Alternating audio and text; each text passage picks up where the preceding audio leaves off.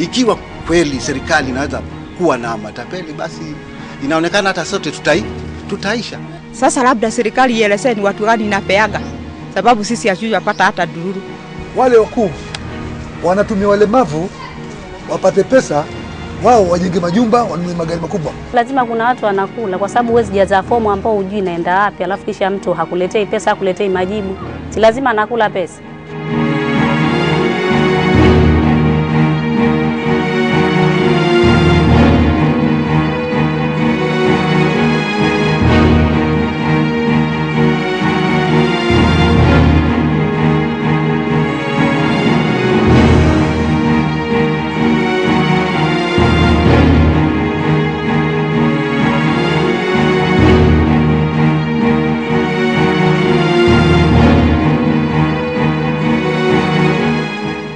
In the outskirts of Nairobi, we meet a 30-year-old Daniel Wakori, who for the last 22 years has been locked up in this dimly lit room, chained in this corner like a prisoner, sometimes like now, whistling what his mom says are tunes that resemble some of the hymns in church.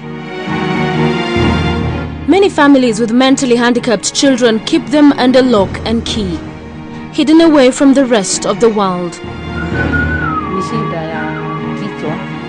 This is often assumed to be out of shame, but it is sometimes an attempt to keep them out of harm's way.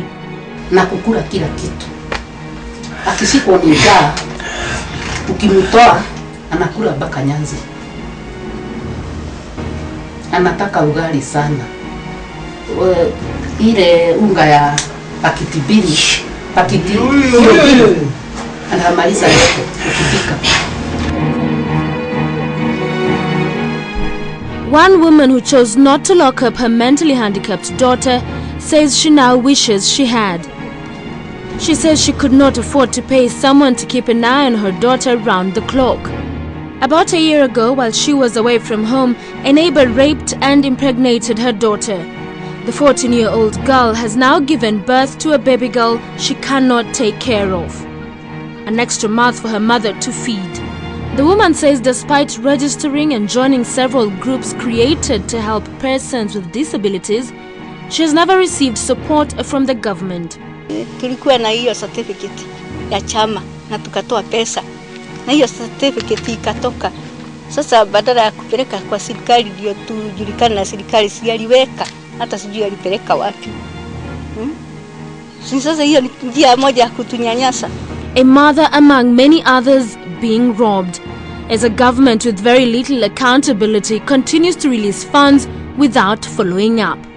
A weakness that creates loopholes for corruption to reign free in the disability movement, leaving thousands to suffer, as a few unscrupulous individuals benefit from money meant for this special group of people. Our investigations into how money for this special group of people is being misappropriated led us to Laikipia. We wanted to get a first-hand look at an organization for persons with disabilities whose records had raised questions about their activities and how it had spent over 6 million shillings in the construction of a basic ecotourism center in Nanyuki. Posing as potential donors from a non-governmental organization, we meet this man, Julius Wamadhaga, the chairperson of the group United Disabled Persons of Laikipia, UDPL. He explains to us that UDPL was partnering with Kenya Association for Empowerment of Disabled People, KADEP, in the construction of this ecotourism center for persons with disabilities in Nanyuki. KADEP went to UNDP for the initial funding to kickstart the project. The UN body disbursed 1.5 million shillings on 24th April 2008. The government, through the National Council for Persons with Disabilities, has funded the same project to the tune of 4.1 million shillings. This was paid out to UDPL in 2 phases of 1.1 million shillings and later 3 million shillings. The 3 million, although it is still not getting enough, is the one which is doing this finishing, painting, making the toilets. National Council Director Phoebe Nyagudi admits that 4.1 million shillings was disbursed to UDPL and argues UNDP did not complete the project. It was being done by UNDP, they never completed it.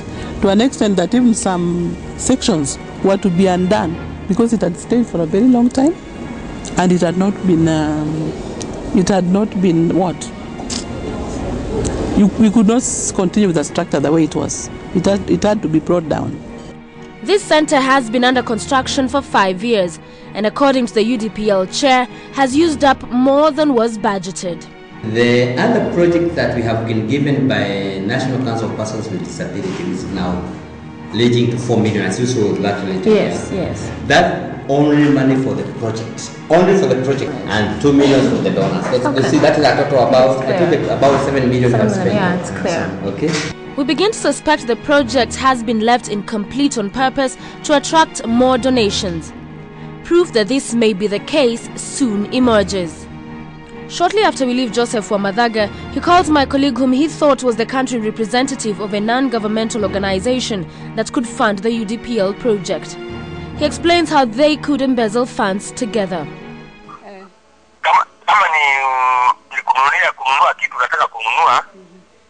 Unanunua gari ya 1,100. Unanunua gari ya 100 na pengine ulikuwa umeandika kwa proposal unanunua gari ya 150 na imefaulu imeingia gari. Kwa nini hii 50 usijia vile utatumia na ile record iwe sawa na ile kitu ilikuwa inatarajiwa kufanyika bado inaonekana ndio hii? Lakini mimi unajua mimi si mlemavu. Mambo ya ulemavu aje? Hapa kuna mambo ya mlemavu, hapa ni binadamu. Kwani wewe una tumbo na mimi sina tumbo na mlemavu wako na tumbo na ule mwingine wako na tumbo. Hii ni mambo ya kazi. Na hizi risiti tutatoa wapi? Nini? Risiti za kuonesha. Wewe ndio utaniuliza, mimi nitajua kule zitatoka. Lakini lazima tufanye kazi. Sawa, my dear. Okay. This is the man to whose group the National Council has sent millions of shillings. Reliable records in our possession indicate that huge amounts of money were withdrawn in cash from the UDPL account shortly after they were deposited. Joseph Wamadhaga, a man who has mastered the art of deceit.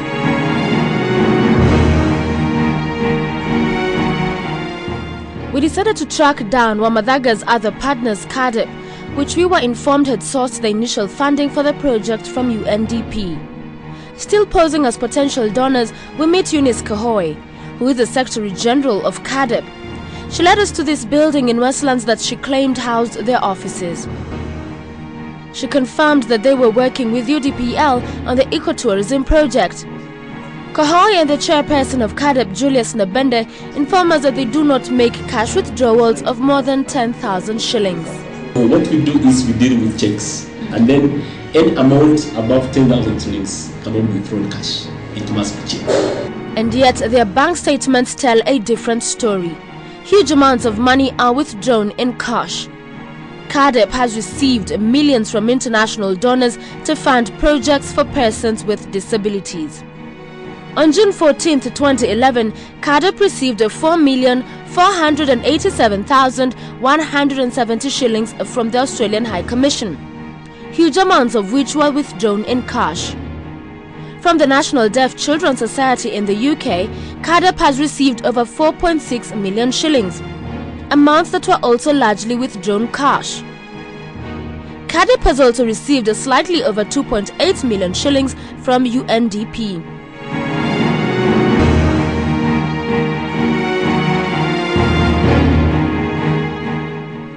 What is more shocking, we were later to find out the officers Eunice led us to believed belonged to CADEP did not belong to them.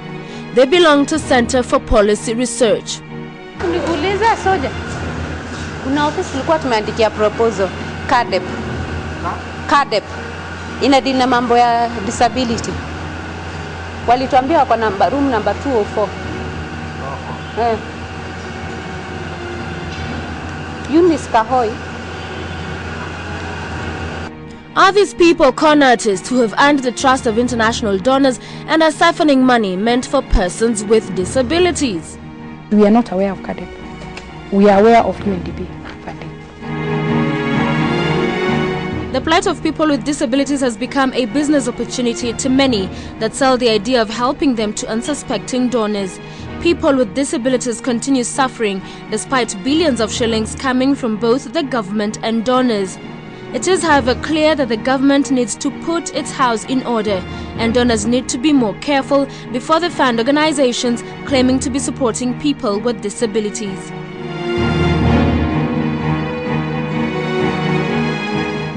In the suburbs of Nyali, we come across a terrible secret. Some of the people to whom the money goes cannot be trusted.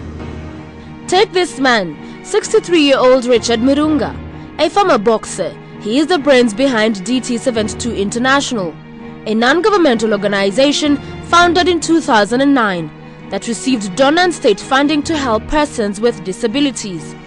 Ditega Murunga won a welterweight boxing bronze medal for Kenya in the 1972 Olympic Games in Munich, hence the choice of name DT72.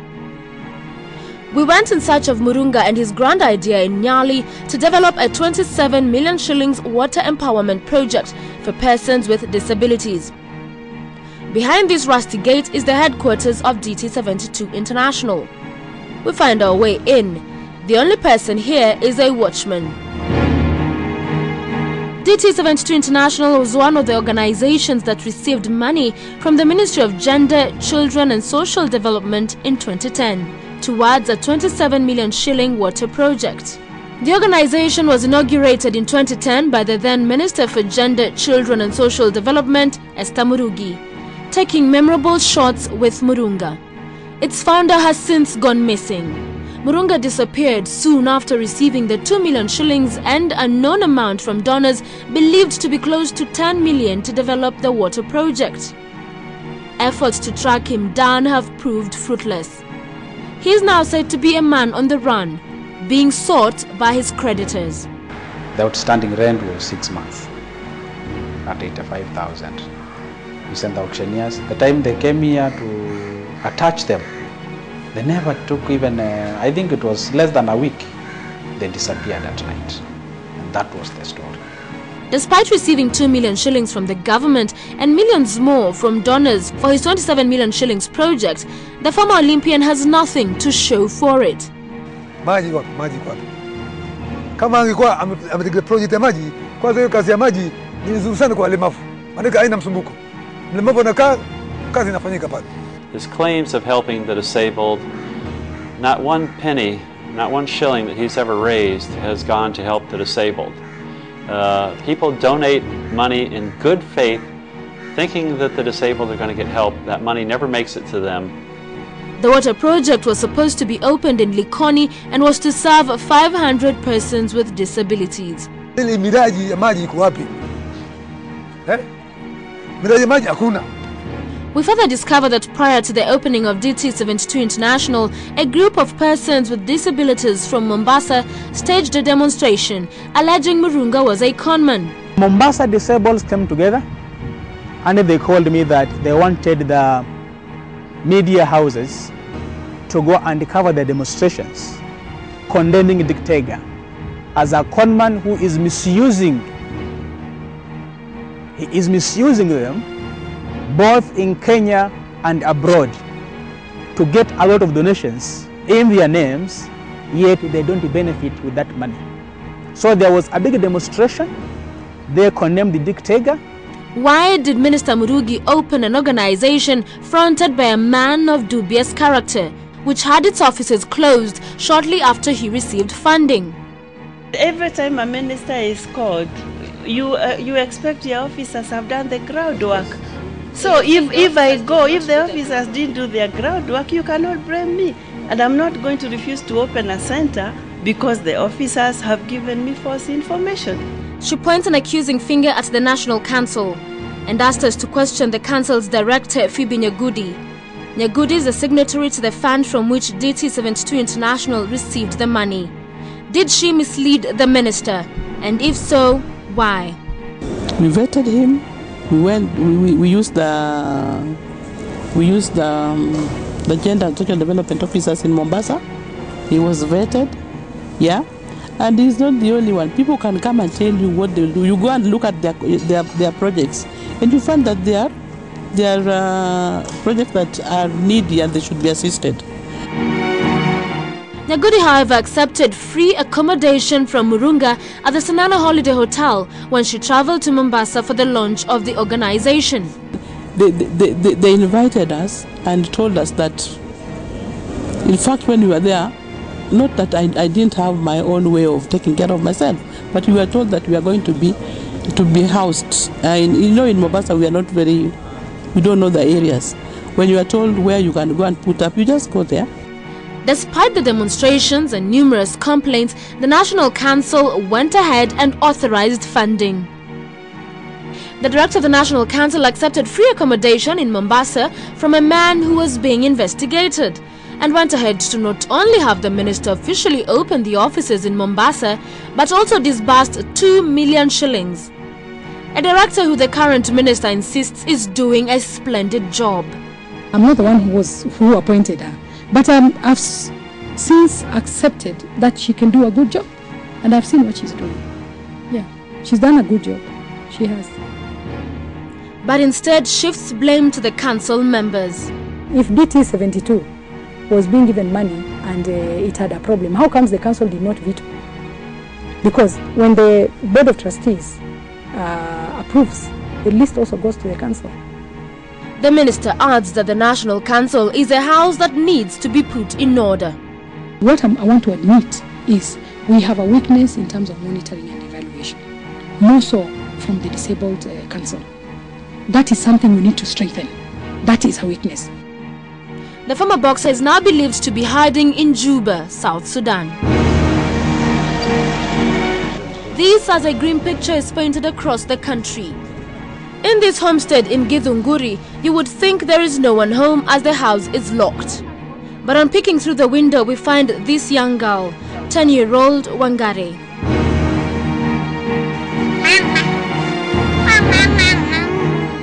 Where she remains all day and night, even when nature calls. A neighbor agrees to open the door for us and informs us that the child's mother, a casual laborer, is away working. Mary, who brought us to this homestead, works with people with disabilities in the area and explains that despite their efforts to get funds from the government, for families like this one, they have not been successful. Every year during the time budget is being whatever, we can hear that some money have been released for persons with disability. But we usually ask, who are these persons with disability? Because like now in Githunguri, we have so many groups, but even if we inquire from one another, we find that the situation is the same, so we are not helped. So we feel that if that is the situation in the whole country, maybe some money falls in the wrong hand. Many of the over 1.3 million persons with disabilities have been registered with one organization or the other. Often after paying a registration fee, they are enticed with the promise that they will begin to receive some of the government funds set aside for social protection. Reports of one such scandal takes us to Kapenguria town. Here, persons with disabilities have been turned into a money-making project.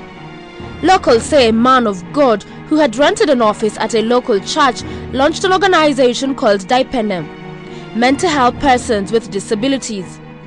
More than 1,000 persons with disabilities from Trans Nzoia County signed up and paid 750 shillings each.